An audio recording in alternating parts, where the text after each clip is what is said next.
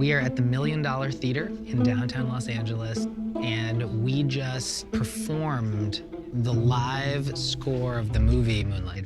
I think there were over 1,600 people, sold out. It's the first time we've ever done this. It's the first time I've ever done this, too.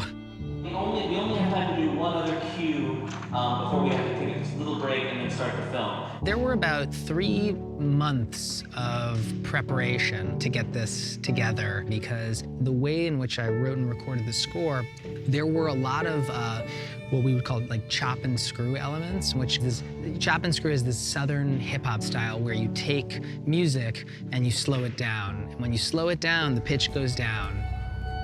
So we had to figure out how do we accomplish that live. There were a few things in the film that actually just couldn't be played, like say a cello playing in one key and then slowed and pitched down so far that a cello physically can't play it anymore. Some of those things, if we would have a bass play it if it was in that range. There's a moment in the film, in the swimming sequence, the violin plays this very sort of soaring, almost like violin concerto type of piece that I wrote.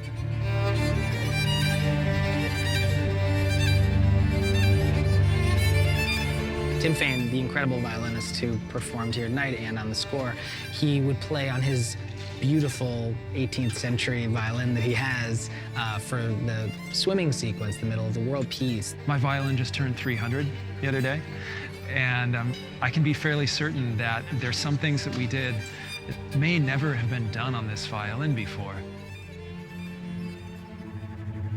In the sequence where Little is in the hallway and he's looking at his mother, the violin there is actually the similar violin from the other sequence, but it is screwed down to a different key.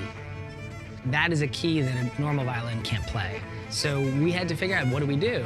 I was playing those passages on an electric violin. We would take it, we would pitch it down, get this very sort of like otherworldly quality to it. And I think we arrived at something that got us a very emotional quality for the film. There are moments of magic that happen in the context of a live performance that can't happen in a studio. You get in front of a live audience and anything can happen. I could feel moments where people were holding their breath. We are feeding off of the energy of all the people who are here. There's something about people seeing the music be created in front of them that definitely made it very special. It was a pretty awesome reaction.